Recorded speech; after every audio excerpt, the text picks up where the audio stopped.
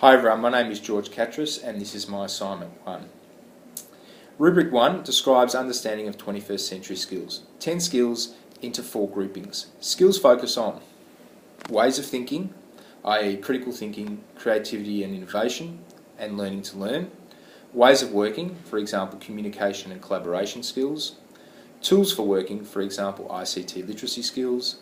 Living in the world, for example life and career, citizenship, personal and social responsibility. A characteristic of a skill is that it must be teachable.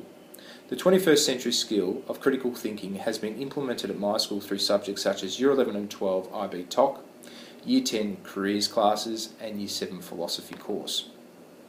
The second characteristic of a skill is that it must be accessible for large-scale assessment. This is depicted by NAPLAN and PATCOMP testing, which assesses the 21st century skill of literacy. And the final characteristic of a skill is that it must be elicited through classroom tasks.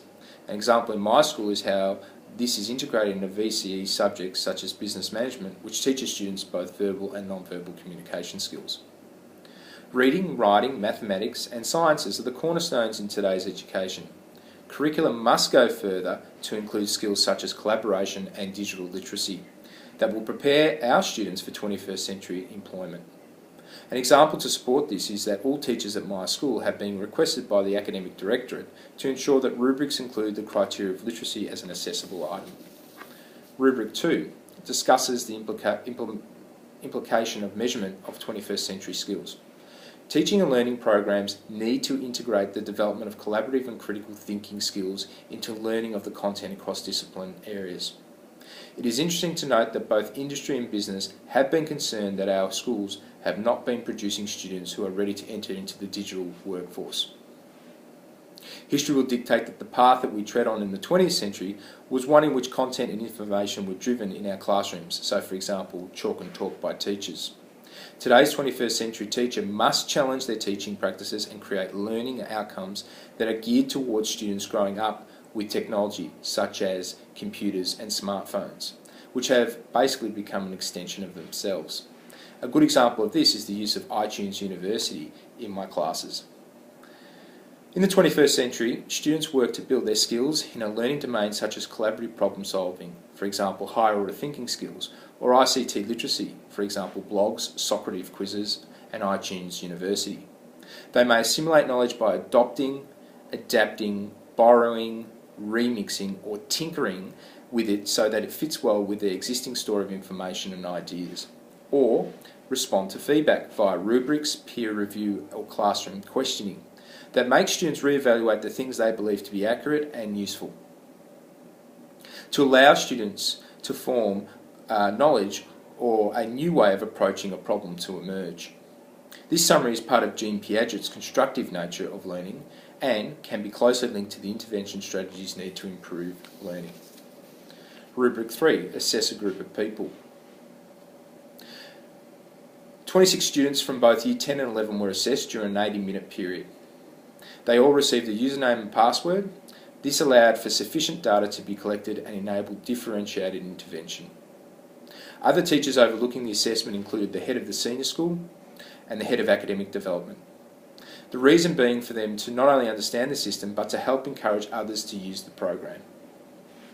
The principal was encouraged for the use of materials and was keen to see grades 5 to Year 9 use the program. The reason being that during these levels an interdisciplinary approach to learning is used. After grade 4, the IB PYP program at my school is not offered, and collaborative learning tends to fall away during these years as a more interdisciplinary approach is taken. Rubric 4 leads a group of teachers through the interpretation of reports. My own interpretation of the reports was that I found students reaching a high level on the social strand as opposed to the cognitive strand. 24 out of 26 students to be precise. The reports helped put into perspective what occurred in class. Students were incredibly engaged, determined and at times frustrated with the tasks presented. There also appeared to be a magical moment of collaboration that a teacher always strives to achieve. In the social strand, 10 students found themselves at level 4, mutual commitment, whereas 8 found themselves at level 5, valued partnership, and 6 at level 6, cooperation and shared goal. 1 student at level 3, awareness of partnership, and 1 student at level 2, supported working. In the cognitive strand, 12 found themselves on level 3, gathering and collecting information, 11 at level 4, strategic planning and executing, 2 at level 6, refined strategic explanation and problem solving, and there was 1 student at level 2, systematic trial and error. Whilst making such an observation, it is important to note that the student's estimated stage on the continuum level is not an achievement, but rather a point of intervention that I can draw on to make decisions about the best possible learning program for my students. Teachers involved in interpretations of the reports were the head of the senior school, the director of curriculum development, head of curriculum and director of teaching and professional development, and 4 of my commerce faculty staff. Here are some of their observations. The obvious interpretations were that there were similarities and differences between social and cognitive skills. Placing students with higher levels to those with lower levels when completing collaborative work would be a strategy. The higher level results could be detrimental to higher level students, as they may tend to be overlooked to concentrate on the lower level. Collaborative approach also motivates everyone to be there, and it also brings in each individual's skills where in other activities they may not be able to do so. Other teachers were keen to find out what this data will mean for their classes. One member of staff was keen to find out how she might link the data used to further benefit her flipped classroom. Assists in measuring the value of content we teach in class, and what strategies are needed in order to get students up to the next level. Clear scaffolding approach, for example, to get from independent working to supported working in the social strand, the teacher needs to scaffold the task which encourages and involves the student to communicate more frequently than they did in the independent working level.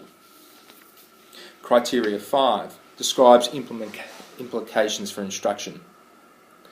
Under the collaborative problem-solving framework, students were either strong in either the cognitive or social elements. The danger without the evidence is that you can easily form preconceived ideas about where some students are ready to learn. Also, it is clear that the assessment data went up or in some instances down a level depending on who the students worked with. This would also occur if students worked collaboratively without the testing. It depends what students bring to the table, and the hope that once this testing has been conducted, that an equal footing will be brought to the table next time. Therefore, as a teacher, it is crucial that you can identify what a low level and expert level of collaboration looks like. The challenge then becomes how to assist the student progress up the levels. This is where we as teachers need to intervene. By scaffolding students' learning, as mentioned in criteria 4, helping that student to develop those skills in the zone of proximal development and target the skills at the next level.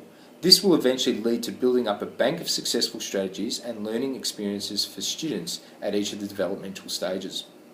The challenge for me as an instructional leader is how do I then go on to assess a student to achieve the 21st century skills, which will then be useful in informing other teachers' work. The obvious answer is practice, working on getting students through the relevant levels, and with this evidence inform others on how this approach works and could be suitable for their classes. Looking at 21st century skills and key learning areas, teaching 21st century skills in one area, for example Year 10 Commerce, which includes a topic such as civil law. Here students are required to look at the key principles of civil law and the need to demonstrate that they can define legal terminology, which relates to the 21st century skill of information literacy. They need to research and gather information about civil cases. They need to use electronic media, which is a reflection of ICT literacy. The final skill that they are required to do is analyse, interpret, discuss legal information which reflects communication and collaborative work. It must be noted that this may not be the same in another KLA, and therefore teachers are required to also think beyond their expertise. Finally, Rubric 6 describes the infrastructure of implementation within the school. Well, the way that I approached this was first of all the need to seek permission from the principal and to discuss the program and where the program can be best implemented. Obviously, the principal must view this as being a worthwhile exercise, something that adds value to the organisation. The need to speak to the Director of Curriculum Development, the Director of Teaching and Professional Development, the Head of School and Year Level Coordinators about the benefits of the program and how the program runs and how we can implement it at school. There is a need to run a trial for heads of school and year level coordinators to view to ensure that they are comfortable with the activities. There needs to be an organisation of time and a date to roll out the testing in a pop-up classroom. We need to ensure that this does not impact overly on class time. And the need to ensure that the ICT system can maintain the running of the program, so the need to involve the IS department. Once the testing has been done, then the reports will be collated and a discussion will take place in regards to the strategies on how the data is to be used with the teachers in accordance to the school's policies. And of course the academic directorate is part of that school policy at my school that would need to be informed.